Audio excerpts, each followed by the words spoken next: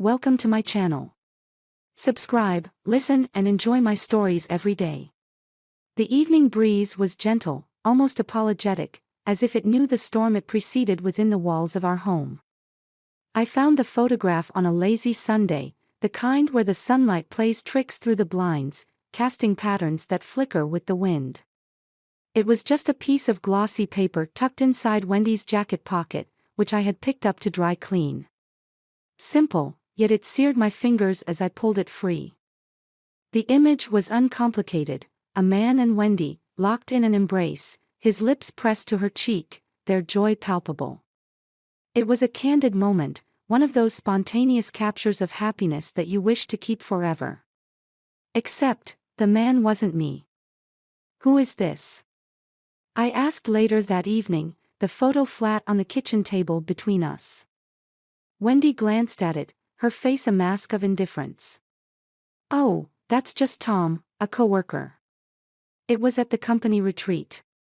Harmless fun," she brushed it off, her voice too light.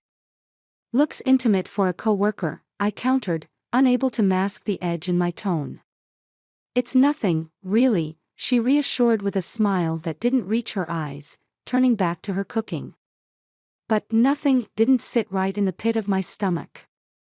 I started visiting her office under the pretense of lunch dates, small surprises. It was all a ruse, a desperate clawing for the truth. 2 weeks later, my worst fears crystallized before me in the most grotesque of realities. I arrived unannounced, a bouquet hiding my trembling hands, only to find her office door ajar. The sounds that drifted through were unmistakable: the rhythmic creaking of her desk, the stifled moans. I pushed the door, and the scene unfolded like a perverse play meant only for my viewing. Wendy, half naked, sprawled across her work desk. Tom, her so-called harmless coworker, between her thighs, a tool in his hand that was definitely not standard office equipment. They froze, caught in the act, their expressions morphing from ecstasy to horror as they noticed me. The flowers fell from my grasp, petals scattering like the remnants of my trust. "David." It's not," Wendy stammered, frantically pulling at her disheveled clothes. "I see exactly what it is," I said, the coldness in my voice surprising even me. My heart raced, not with jealousy, but with a clarity that was razor-sharp. Wendy had betrayed me, and that betrayal was a visceral blow to everything I thought our life together was. I left without another word, the image of them burned into my retinas, fueling a rage that simmered with calculated precision. I didn't scream, I didn't shout. Instead, I started planning. If Wendy had chosen to shatter our vows so spectacularly, I would ensure the repercussions were equally devastating. This was just the beginning. Revenge, I realized, would be a meticulous art, and I was about to paint my masterpiece. This opening sets the stage for a gripping story of betrayal and calculated revenge, focusing on strong character reactions and the emotional turmoil of discovering infidelity. The days following the revelation were a blend of icy silence and feigned normalcy. I moved through them like a ghost, my actions automated, my thoughts poisoned with the images I could not unsee. Wendy tried to bridge the chasm with small talk, her attempts as brittle as the November frost. On Thursday, I decided it was time to confront her, not just about the betrayal, but the lies that dressed it. I waited until dinner, where the clink of cutlery often punctuated our conversations, to break the silence that had settled over us like thick smoke. "Wendy," I began, my voice steady, "we need to talk about Tom." She paused, a fork halfway to her mouth, eyes wide with a fear she couldn't mask. "David, No," I cut her off, my hand firm on the table. "I saw you, Wendy. I saw everything." Her fork clattered to the plate, her facade crumbling. "David, please, let me explain." "There's nothing to explain." My voice rose, a sharp contrast to the hushed tones we had been using. "I saw you with him, Wendy. What is there to explain about that?" "I made a mistake," she whispered, her voice trembling. It didn't mean anything. It was just. Just what? Fun. Exciting. I scoffed, my anger boiling over. How long, Wendy? She flinched, tears brimming. A few months. It started just after the company retreat. And you thought you'd get away with it? I pressed, leaning closer. You thought I'd never find out? Wendy sobbed, covering her face with her hands. I don't know. I don't know what I was thinking. I'm so sorry, David. Sorry doesn't cut it, I snapped, pushing my chair back. You've made your choice, Wendy. Now, I'll make mine. Standing, I left her there, weeping into her hands, as I went upstairs to pack a bag. The resolve that had been building since the moment of discovery was now a fortress around me. I needed space to think, to plan. This was not just about leaving, it was about responding in kind, to ensure that the gravity of her actions was met with appropriate consequences. I spent the night at a friend's house, ignoring the flurry of texts and calls that came in.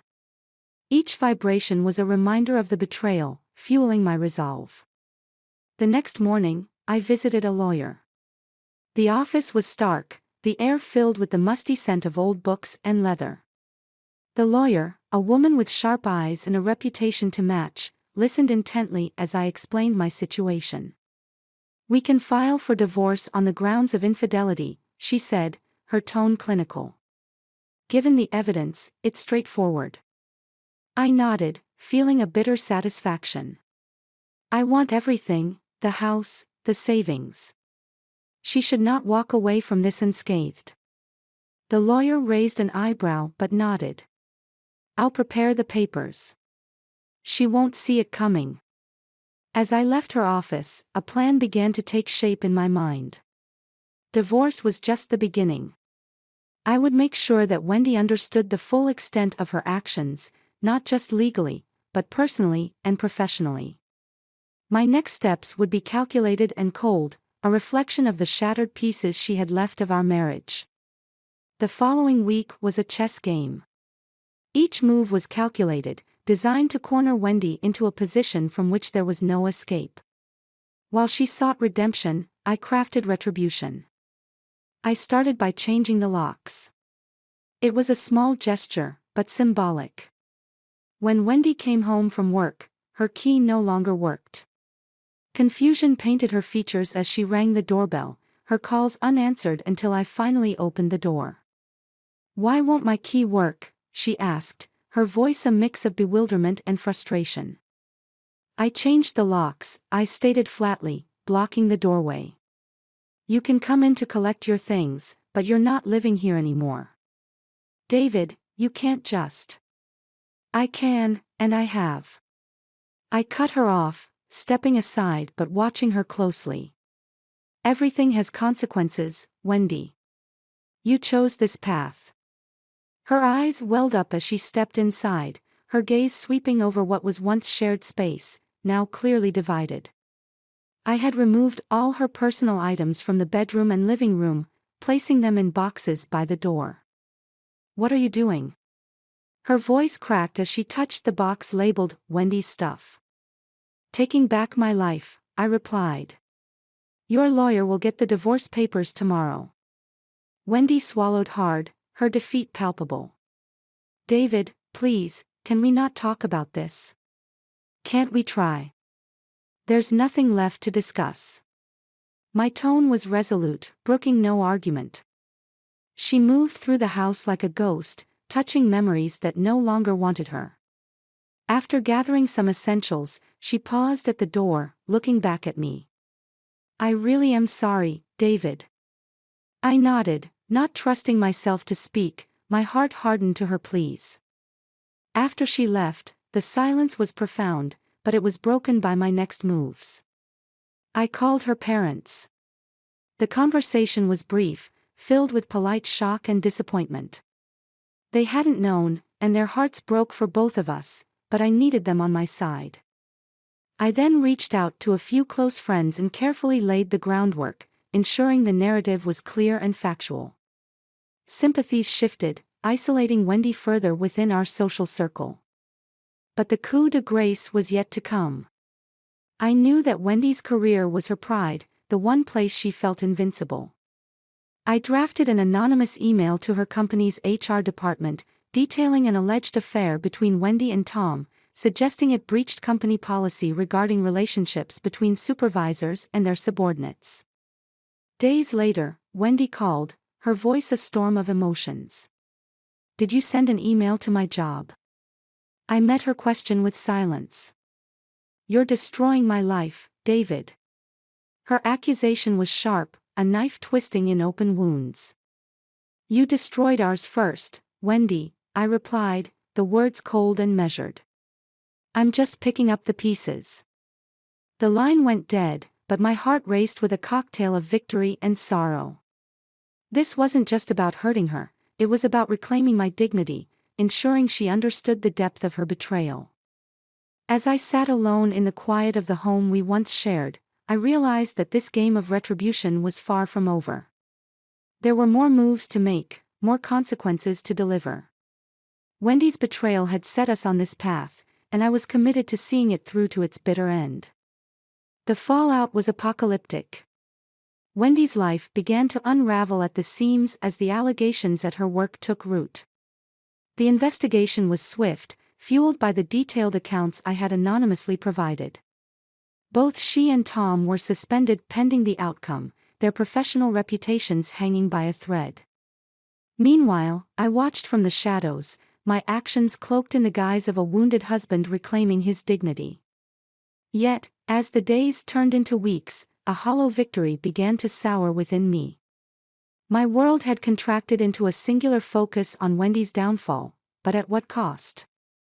The answer came on a chilly November evening. My phone buzzed with a call from a number I didn't recognize. It was the local hospital. Wendy had been in an accident, a serious one. The details were sparse, but the urgency in the nurse's voice was clear. I rushed to the hospital, my mind a tumult of emotions I thought I had buried. When I arrived, I was led to a small, sterile room where Wendy lay, pale and unconscious, her body a map of bruises and bandages. A doctor pulled me aside, explaining she had been in a head-on collision, suspected to have been caused by her distraught state. Sitting beside her bed, I watched the rise and fall of her chest, each breath a whispered accusation. It was then that Tom entered the room, his face haggard, his eyes red-rimmed with guilt and sorrow. Our eyes met, a silent battle of shared blame and shattered lives. "David, I didn't know you'd take it this far," he stammered, the weight of the situation crushing him. "I just wanted justice," I said, my voice barely a whisper, the edges of my resolve blurring. "But at what cost?" Tom replied, his voice breaking. "We were wrong, but she might not wake up, David. And if she does, she'll never be the same." The truth of his words struck me with the force of a physical blow. In seeking revenge, I had become the villain of my own story. I had aimed to isolate Wendy, to make her feel the depth of my betrayal, but I never intended this tragic conclusion. As the hours stretched into the night, I sat in silent vigil by Wendy's side, the magnitude of my actions settling around me like a shroud. The morning brought no reprieve, only the confirmation of the irreversible damage I had caused. Wendy never woke up. The injuries were too severe, her body too battered to cling to life. She passed away quietly, a soft sigh into the sterile air of the hospital room. In the aftermath, I was left with nothing but the ruins of the life we once shared. The divorce papers, once a symbol of my retaliation, became a worthless piece of paper marking a battle no one won. Tom disappeared soon after, his career and life in shambles, another casualty in a war that should never have been waged. And I, once a man driven by love, was now hollowed out by hate and regret. Years later, the echo of that time still haunts me. The revenge I thought would bring closure only brought destruction. I learned too late that the line between justice and vengeance is thin, and once crossed, it leaves nothing but sorrow in its wake. In the end, the greatest deception was not Wendy's infidelity, but the illusion that revenge could heal a broken heart. My cruel, treacherous, and ruthless pursuit of retribution had not only destroyed my betrayers, it had destroyed me.